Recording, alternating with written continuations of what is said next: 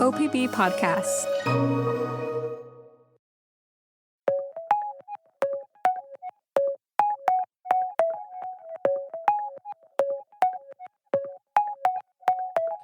From the Gert Boyle studio, it's OPB Politics Now for Thursday, March 26th.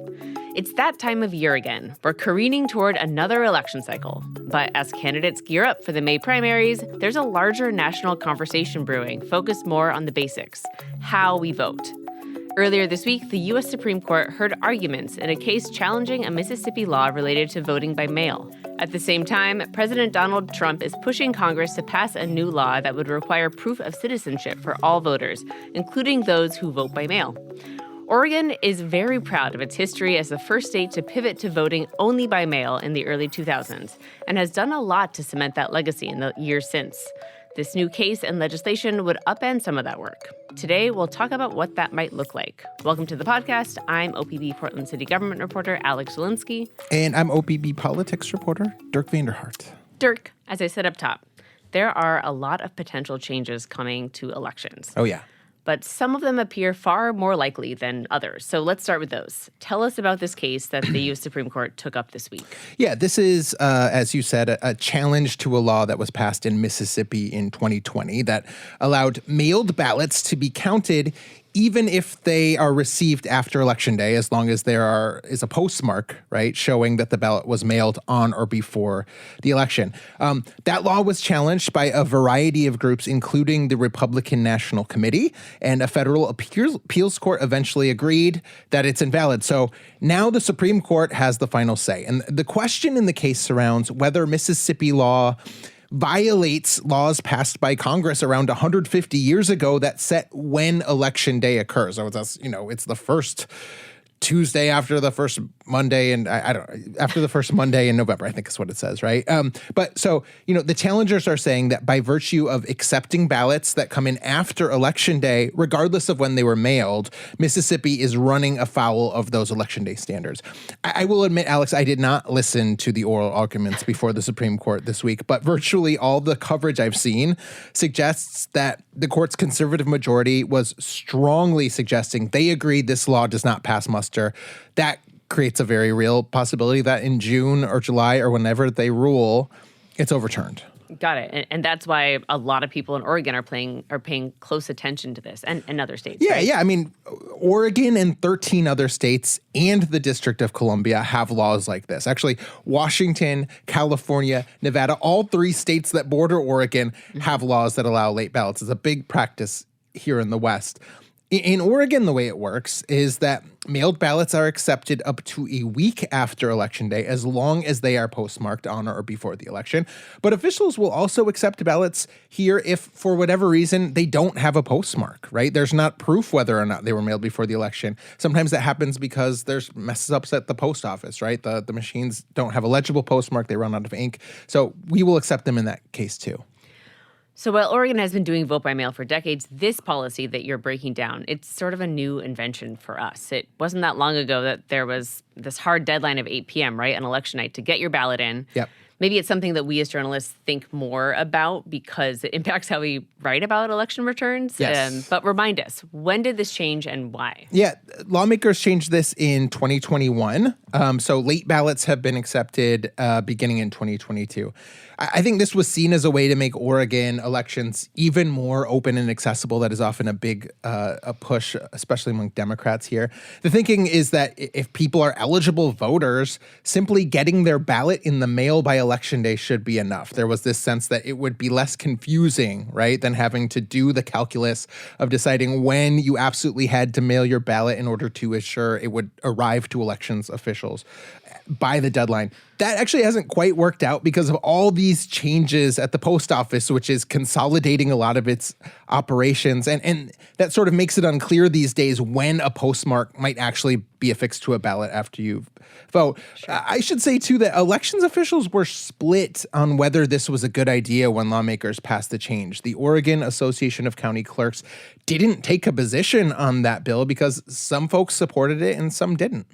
So it's been two election cycles that we've seen these ballots being counted after they trickle in after Election Day. Mm-hmm. What do we know about how it's worked. Are we seeing a massive amount of ballots coming in late? Are we seeing big errors? I mean, you mentioned some things that are tricky to track because of the Postal Service, but what do we know? So we're not seeing this be a hugely popular thing, I would say. In light of this all possibly going away, we asked the Secretary of State's office for data on late ballots that arrived in each county in both November of 2022 and 2024.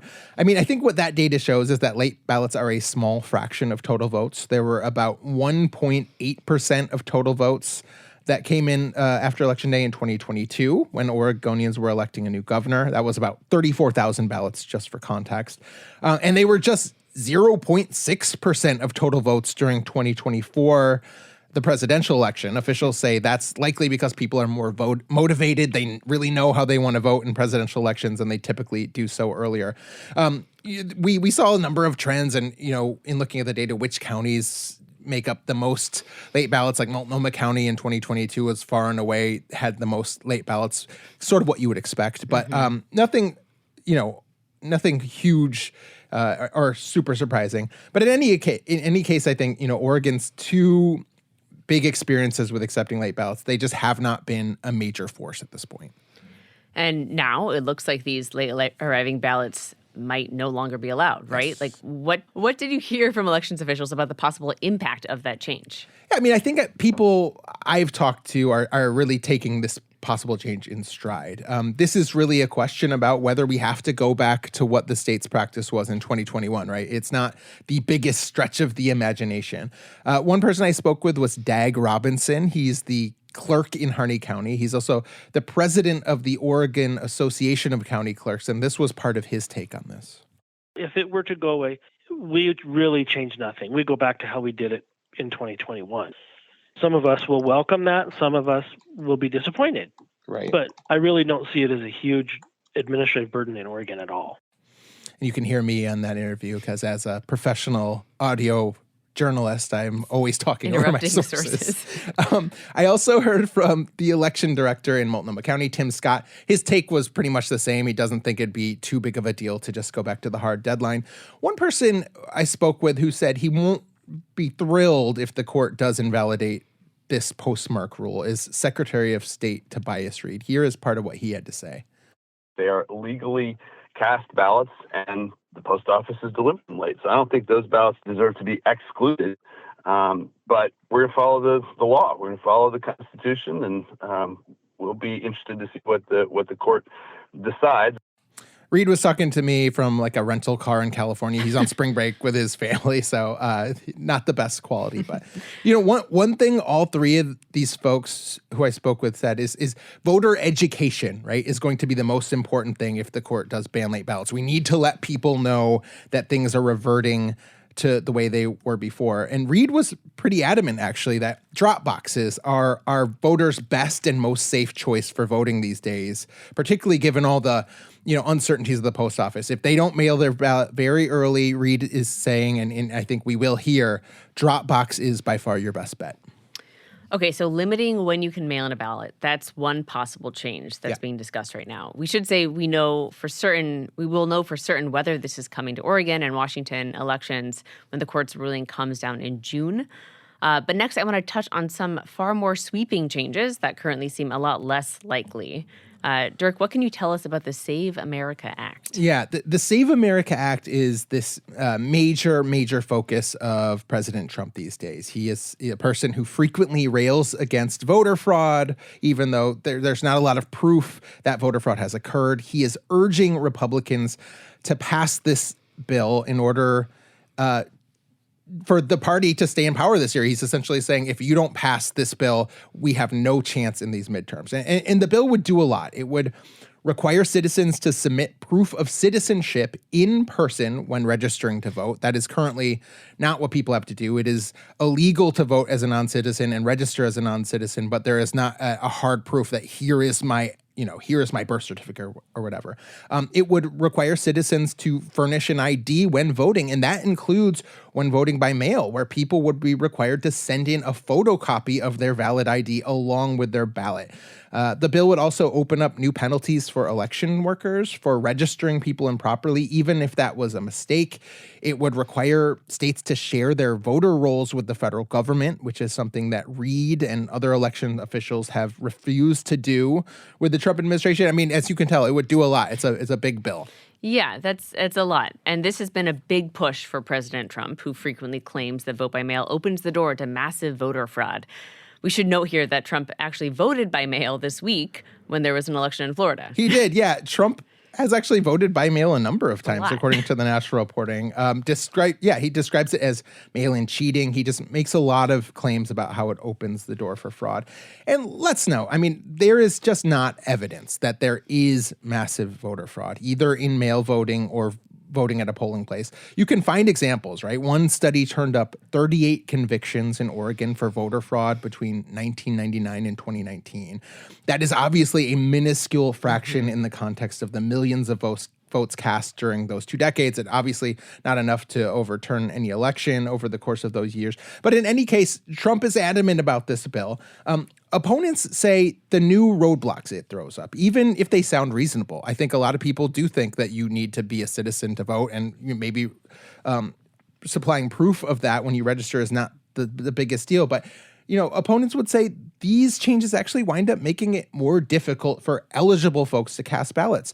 So, for instance, someone who might have changed their name when they got married, maybe they don't have they might have a birth certificate in their current name. That might throw up a hurdle to them registering to vote. There are all these different sorts of... You might not have access to a Xerox machine to send in your ID, Yeah, there's just all these sort of new difficulties that this might introduce. And the worry is that, it's just going to make it less likely for people to register and vote. And it's not really clear that would disproportionately fall on Democrats or Republicans. I mean, you see theorizing either way, but that is some of the concern.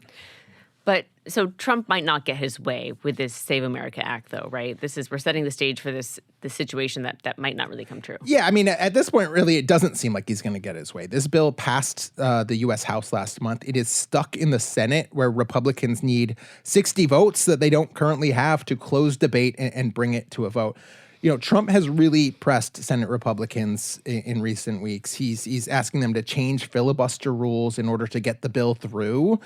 That is something that many of them do not want to do because that is a very big change in the Senate. Even at one point, Trump suggested that he wouldn't sign any bills until the Save America Act reaches his desk.